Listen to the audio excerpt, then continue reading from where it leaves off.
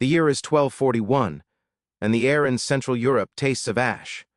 Across the fragmented duchies of Poland and the plains of Hungary, a terror, unlike anything recorded in the annals of Christendom, is sweeping westward. It is a force that moves faster than news can travel, a storm of iron and horsehair that leaves silence in its wake. For the feudal lords of Europe, war is a ritual of honor, heavy armor, and frontal charges. It is a contest of strength governed by established rules. But the enemy approaching the city of Legnica follows no such rules. They are the specters of the steppe, the horsemen of the apocalypse, the Golden Horde. On the 9th of April, on a field known as Legnicki Pole, two worlds are about to collide in a violent catastrophe that will stain the pages of history. On one side stands the flower of northern European chivalry, Duke Henry II the Pious, leading a coalition of Polish knights, Templars, Hospitallers, and foreign volunteers. On the other stands a diversionary force of the Mongol Empire, commanded by the cunning Baidar and Kadan. What unfolds on this day is not merely a battle, it is a brutal lesson in the obsolescence of feudal warfare.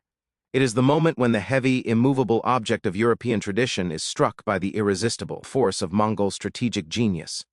To understand the massacre at Legnica, we must look beyond the clash of swords and understand the terrifying machinery of the Mongol conquest. The road to Legnica began thousands of miles to the east, in the felt tents of the high steppe.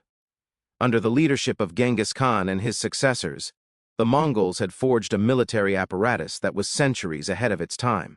While European armies were often ad hoc collections of feudal levies and headstrong nobles, the Mongol army was a professional machine organized on a decimal system.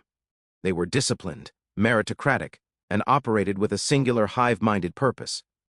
By the time they turned their gaze toward Europe, under the supreme command of the brilliance of Subutai and the lineage of Batu Khan, they had already dismantled the great empires of China and Central Asia. The invasion of Europe was a masterclass in strategic coordination. The primary objective was Hungary, the plains of which offered the perfect grazing land for the Mongol pony herds. However, Subutai knew that if he struck Hungary, the Poles to the north might flank him. Therefore, a smaller force, roughly 2 tumens, 20,000 men, was sent north into Poland. Their mission was not occupation but destruction. They were to sow chaos, draw out the armies of the north, destroy them, and prevent them from aiding the Hungarians. This northern pincer was led by Baidar. As Baidar's forces swept through Poland, they burned cities and crushed resistance with terrifying ease. Sandomierz fell, Krakow was put to the torch. The speed of their advance paralyzed the European leadership. The Mongols could cover up to 100 miles a day, utilizing a system of remounts that allowed them to travel continuously. To the Polish defenders, they seemed to be everywhere at once. Panic spread like a plague. The refugees streaming west brought tales of dog-headed men who drank blood, demons sent from Tartarus. The psychological warfare was as effective as their arrows. Duke Henry II of Silesia, a man of piety and courage, took it upon himself to halt this tide. He retreated to Legnica, a strategic stronghold, and began to assemble a coalition. This was a desperate gathering. He called upon his feudal retainers, the nobility of Silesia and Greater Poland. He summoned the military orders, the Knights Templar, and the Hospitallers, warrior monks who were the elite special forces of Christendom. There were even contingents of Teutonic knights, though their numbers remain a subject of historical debate, and groups of Bavarian miners and peasant infantry armed with makeshift weapons. Henry's army was formidable by European standards, numbering perhaps 25,000 men, though estimates vary wildly. They were heavily armored, riding destitute destriers, confident in the weight of their charge. In the European military doctrine of the 13th century, the heavy cavalry charge was the ultimate weapon. It was a sledgehammer designed to smash through enemy lines through sheer kinetic energy. They believed that if they could just close the distance, if they could bring their lances and broadswords to bear, the lightly armored nomads would crumble. They were wrong. On the morning of April 9th, Henry deployed his forces on the fields outside Legnica. The terrain was chosen to give his heavy cavalry room to maneuver, but it also offered little cover. The Europeans arranged themselves in 4 distinct divisions. The vanguard consisted of the foreign volunteers and the Bavarian miners. Behind them stood the levies from Krakow and Greater Poland. The third line was composed of the upper nobility and the military orders, and in the rear, the reserve, commanded by Duke Henry himself, comprising his elite Silesian knights, opposing them. The Mongol line seemed unimpressive to the European eye. The Mongols did not rely on shining plate or heraldic banners. They wore practical armor of lacquered leather and silk, designed to absorb the impact of arrows. They rode smaller, hardier horses. Their primary weapon was not the lance, but the composite recurve bow, a marvel of engineering that could loose arrows with armor, piercing velocity from horseback. The battle began with a move that would seal the fate of the first European line. The Bavarian miners and foreign volunteers, eager to prove their worth or perhaps driven by the sheer tension of the standoff, advanced. As they closed in, the Mongol vanguard loosed a volley of arrows and then, seemingly terrified, turned and fled. This was the feigned retreat. It is the oldest trick in the steppe warrior's playbook, yet it seduced armies time and time again. To the European mind, retreat meant cowardice or a broken formation. It was the signal to pursue and run down the fleeing enemy. The first line of Henry's army took the bait. They broke formation, shouting their war cries, chasing the fleeing horsemen. But the Mongols were not fleeing. They were guiding the Europeans into a kill zone. As the infantry and light cavalry extended themselves, the Mongol horsemen suddenly wheeled around in their saddles. This was the Parthian shot firing backward while riding away. A storm of arrows blackened the sky. The European infantry, lacking the heavy armor of the knights, were decimated before they could even swing their weapons. Seeing his vanguard disintegrate, Duke Henry had to commit his second line. The knights of Krakow and Greater Poland thundered forward. They were better armored, their shields raised against the arrow storm. For a moment it seemed they might make contact. The Mongols, however, refused to stand and fight a static melee. They flowed like water, retreating, circling, and firing. They utilized the caracole tactic, riding in circles, rotating fresh archers to the front to maintain a continuous barrage of missiles. The European knights were fighting ghosts. Every time they charged, the enemy dissolved before them, only to reappear on their flanks. The heavy destriers, carrying men in full mail, began to tire. The Mongol ponies, fresh and nimble, danced around them. It was at this moment that a strange and terrifying event occurred, recorded in the chronicles with a mix of awe and horror. One of the Mongol standards, described as a giant X or perhaps a dragon head, began to emit thick, noxious smoke. Some historians interpret this as an early form of chemical warfare, burning bitumen, sulfur, or perhaps just a smokescreen to obscure vision and cause panic. The smoke drifted over the Polish lines, stinging eyes and choking lungs. In the confusion, a voice cried out in Polish, "Run! Run!" It is believed this was a Mongol spy or a collaborator planted within the ranks, or perhaps a panicked noble. Regardless of the source, the cry caused a ripple of hesitation in the Polish lines. Some of the Polish contingent, thinking the battle lost, turned to flee.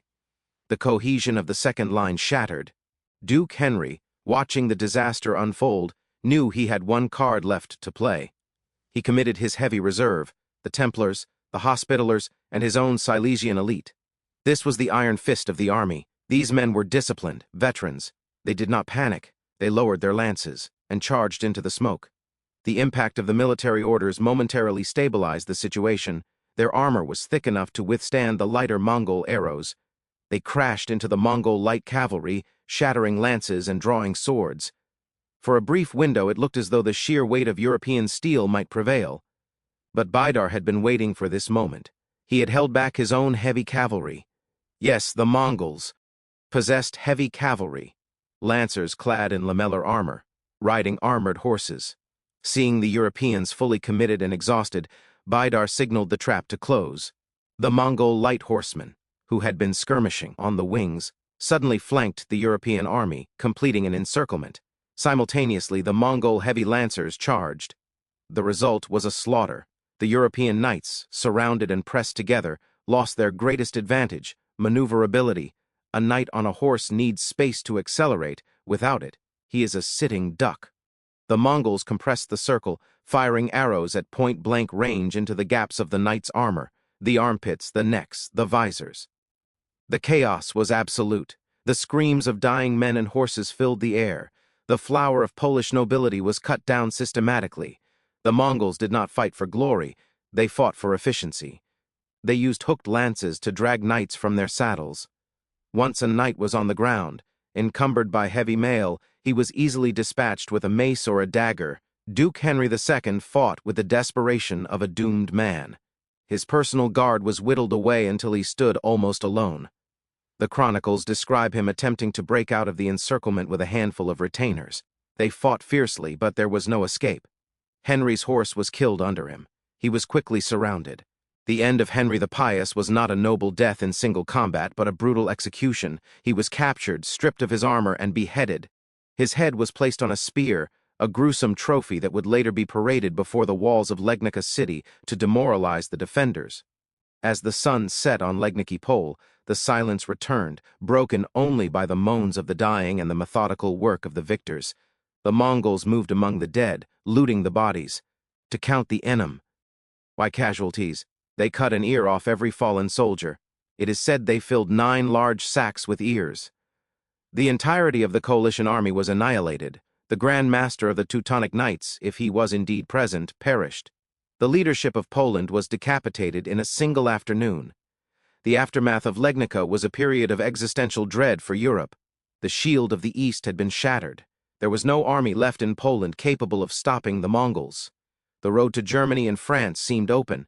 In the courts of Paris and the Vatican, the news of Legnica, followed closely by the news of the even larger defeat of the Hungarians at the Battle of Mohi just 2 days later, caused a panic that bordered on hysteria. The Emperor and the Pope, locked in their own political squabbles, were suddenly faced with a threat that rendered their feuds petty and irrelevant. Yet the Mongols did not continue west. Just as the invasion seemed poised to swallow the rest of Europe, the Mongol Tumans halted.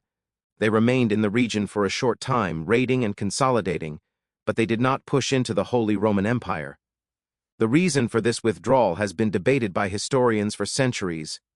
The traditional narrative is that the death of the great Khan Ogedei in Karakorum required the Mongol princes to return east to elect a new leader.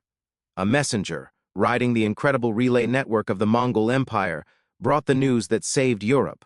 While this certainly played a role, modern analysis suggests other factors were at play. The pasture lands of Western Europe may have been insufficient to sustain the massive herds of horses the Mongol army required.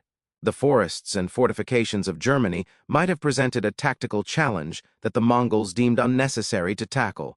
Or perhaps the raid had simply achieved its objective, the northern flank was neutralized, and the plunder was secured. Whatever the reason, the Devil's Horsemen turned back. They retreated through Bulgaria and Russia, leaving a trail of ruin.